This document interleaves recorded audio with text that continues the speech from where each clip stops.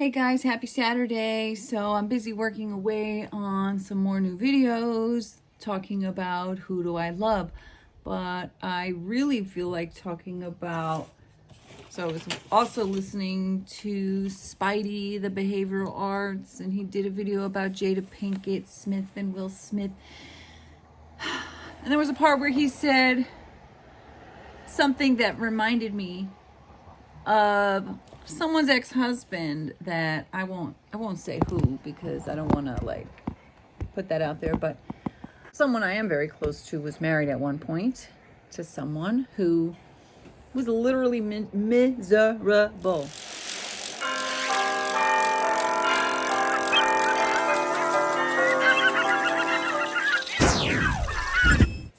He was truly miserable. She was pretty damn miserable. And everybody knew it. And yet he had that mindset of like, well, we're married, so we got to stay together forever. And he basically had this belief system that said, I will stay miserable and be with you forever. And I was like, wait, hold up. What? So this guy is depressed. He's unhappy. He's miserable. And yet he wants to chain you to his misery because you guys made a promise one day years back. And yeah, it's not just a one-day promise, it's built up over many years. I understand that. You make the commitment, you take it seriously, so you say.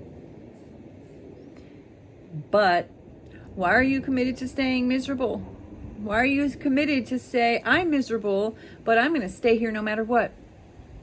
How about commit yourself to saying, well, if I'm going to stay in this relationship, then I'm going to work on myself. Or this relationship is incompatible. No matter how much I work on myself, I can't make it work. And you leave.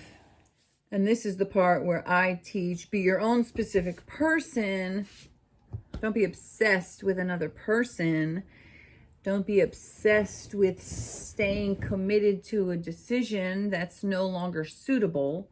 Maybe it wasn't a bad decision when you made it, but it's no longer compatible. So being committed to a decision you made at one point in your life, regardless of the fact that it no longer suits you, is like forcing your child to wear shoes that are way too small because you committed to buying them at the beginning of the year. These are your shoes. And then their foot got bigger, so those shoes don't fit them anymore. But now you want to force them to keep wearing those shoes, not realizing you are actually hindering their development in every way because you want to force them to stay in this small container. And maybe you think that's a ridiculous analogy. Or maybe you've gained weight and your clothes are too tight, but you refuse to accept it, so you keep wearing ill-fitted clothes and you don't realize that it makes you look even more heavy because you're busting out of your clothes, and so it makes you actually look a lot less attractive than if you would just accept where you are right now, buy a few things that fit you right, and then you would actually look better. Or maybe you've lost a lot of weight and now your clothes are really baggy, and the same. You don't, and of course there's going to be these moments where you're not ready to run out and buy something, but at the same time, whenever we refuse to accept where we are and we're living in limbo, like, well, I'm not able to buy the thing right now because I'm transitioning, I'm losing weight, but usually weight loss is not excessively rapid. I mean, of course, there's always extremes. There's always exceptions, but most of us are not an exception to the rule. Like I said in another video, why it matters to look better is not for shallow reasons, but because if you look better, you feel better. If you feel better about how you look, you'll have a little bit more self-confidence. Even if you gained 10, 15 pounds, like in the video I'm about to post in a little while, you'll see that in 2019, I was way skinnier than I am now. And yeah, I lost weight now compared to a year ago. But compared to 4 years ago, I don't look anything like that. But I can laugh and smile. I can see how I was then, and I can also say I don't I don't think it's appropriate for me to have that as a goal. I'm not saying if I looked like that, it would be terrible, but that's not my goal. The point is that accepting where you are right now, I personally believe is powerful for us to use that to motivate us to get to where we want to go. So when you can be loving towards yourself and accepting of where you are, that loving acceptance to yourself and that commitment to yourself can allow you, with loving commitment, to shift and to move towards what you want. And sometimes it's painful, sometimes it's difficult, sometimes you have to leave a situation, a job, a relationship. You don't want to do it. You don't want to buy those new, better clothes.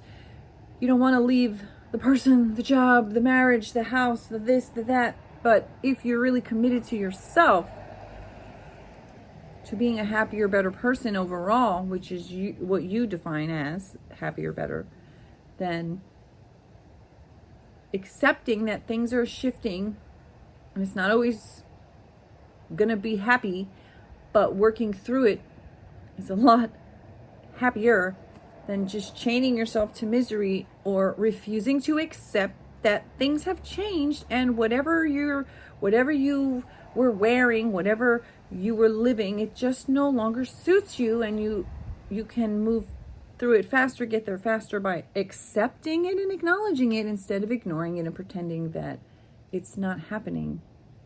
When you force yourself to stay in anything, a committed relationship, a job, a house, anything you commit to, a friendship, a career, you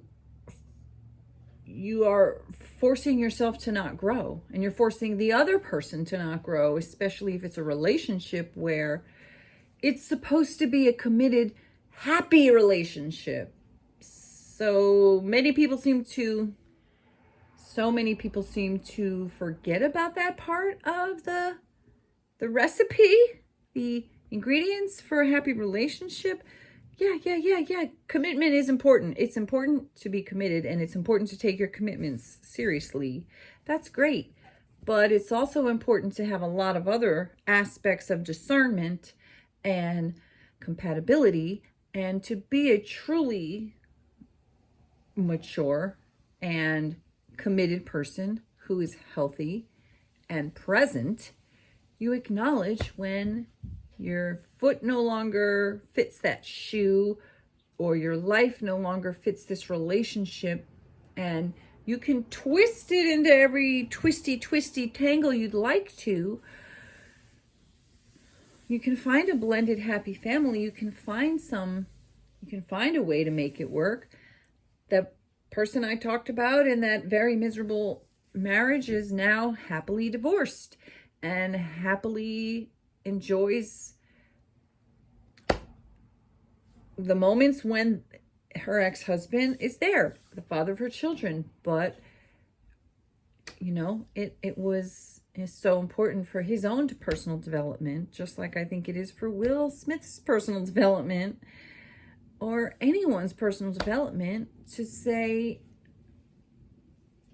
it's not breaking a commitment to be committed to yourself. Or maybe that's actually different.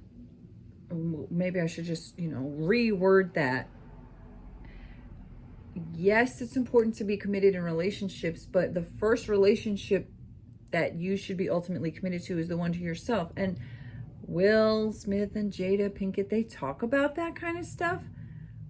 But so I'm not going to judge. It's none of my actual business what they should do, what they need. I don't really know. But it's giving the place for me to say, I will echo what Spidey said in the video. He said, if two people are supposedly in a marriage with each other, but they have different definitions of what marriage mean, then that could be an issue.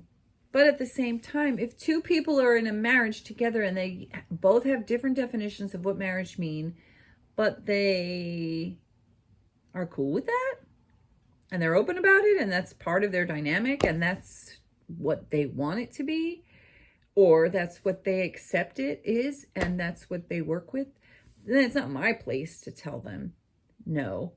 But I do feel that it's important to recognize that when one person is committed to be there forever, but they're miserable and they're just committed to the misery, that's toxic. And there's a lot of people who will commit to you for life, but never change whatever it is about their life that's not good for them.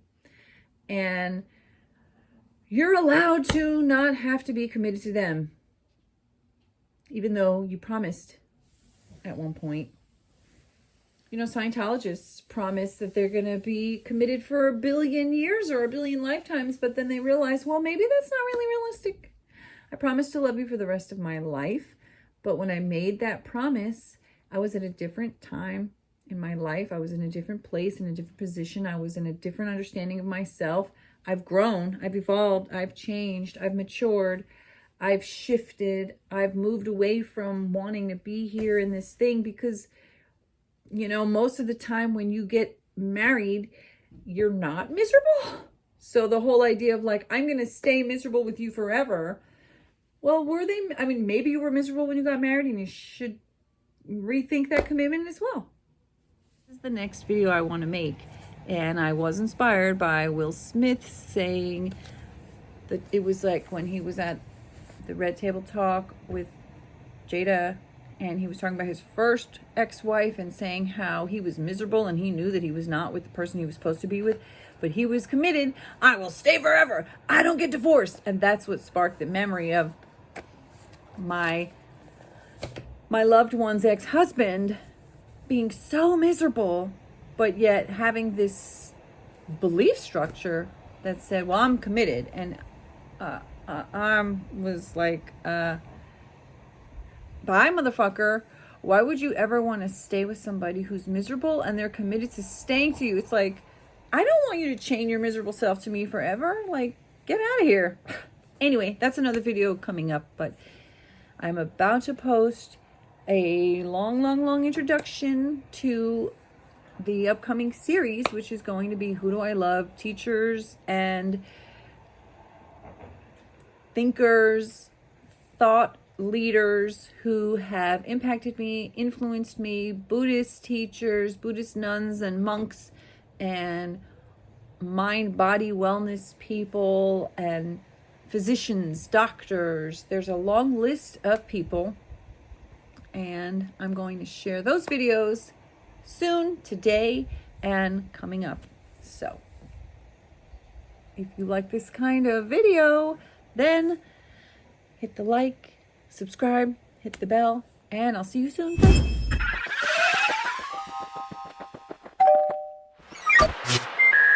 Bye.